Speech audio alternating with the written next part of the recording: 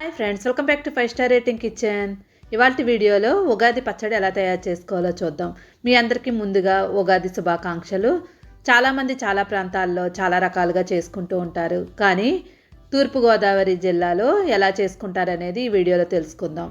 ముందుగా నేను ఇక్కడ వేప పువ్వు తీసుకున్నాను. ఇక్కడ మేము రేకులు మాత్రమే తీసుకుంటాము, పువ్వు అంతా వేసుకోము. ఓన్లీ రేకులంతా సెపరేట్ చేసుకొని పక్కన పెట్టుకుంటాం. శనగపప్పు తీసుకోవాలి. తర్వాత కొబ్బరి చెక్క ఒకటి తీసుకొని చిన్న చిన్న ముక్కల కింద కట్ చేసి ముందే రెడీ చేసుకోండి. ఒక పావు కిలో వరకు చింతపండు తీసుకొని ముందే నానబెట్టి ఉంచుకోవాలి. బెల్లం ఒక పావు కిలో తీసుకోండి. కొబ్బరి ముక్కలు మొత్తం అన్నీ ముందే రెడీ చేసుకోవాలి.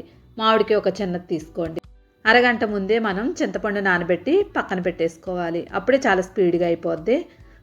మామిడికాయ కూడా చిన్న చిన్న ముక్కల కింద కట్ చేసుకోండి. ఇప్పుడు బెల్లం అంతా కూడా ముక్కల కింద కట్ చేసేసుకొని ఒక చిన్న గ్లాస్ అంతా నీళ్లు వేసుకోండి. నీళ్ళు వేసుకొని పక్కకు పెట్టుకొని బెల్లం అంతా కూడా కరగనివ్వండి.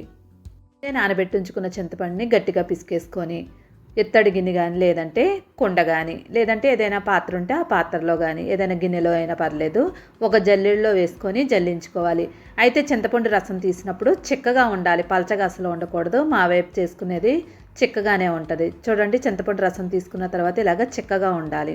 బెల్లం కూడా మనకి కరిగిందో లేదో ఒకసారి చెక్ చేసుకోండి. చేత్తో గట్టిగా ప్రెస్ చేసుకున్నట్లయితే బెల్లం కూడా కరిగిపోద్ది. ఇలా కరిగిన బెల్లాన్ని ఆల్రెడీ మనం తీసుకున్న చింతపండు రసంలో కలిపేసుకోవాలి. అడుగు బాగానే మనకి ఏదైనా ముక్కల్లాగా ఉన్నట్లయితే దానిలో వేసుకున్నట్లయితే మొత్తం అన్నిటితో పాటే మనకి కరిగిపోద్ది. మనం పచ్చడి తయారయ్యేలోపు రెడీ అయిపోద్ది. మొత్తం అంతా వేసుకున్న తర్వాత ఒక అరటిపండు తీసుకోండి. ఈ అరటిపండుని మనం చిన్న చిన్న ముక్కల కింద అయినా కట్ చేసుకోవచ్చు. ఇక్కడ నేను చేత్తో గట్టిగా పిసికేసుకుంటున్నాను.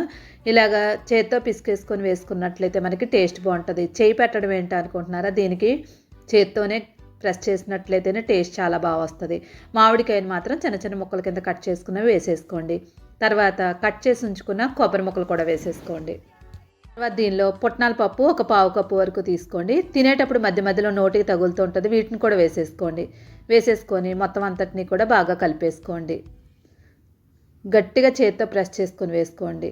తర్వాత మనం తయారు చేసుకున్న వేప పువ్వుని మొత్తాన్ని వేసేసుకోండి. ఇప్పుడు మొత్తం అంతా కూడా బాగా కలిపేసుకోండి. అంతే, స్పెషల్గా తూర్పుగోదావరి జిల్లా ఉగాది పచ్చడి రెడీ అయిపోయింది. చాలా ప్రాంతాల్లో ఉప్పు కారం దీనిలోని యాడ్ చేస్తారు, కానీ మా వైపు ఉప్పు కారం వేయకుండానే ఇలాగే తయారు చేస్తారు.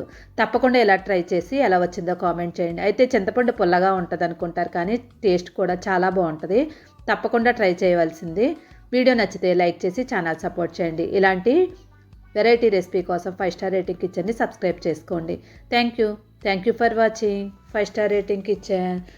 అందరికీ ఉగాది శుభాకాంక్షలు మరొకసారి. Thank you.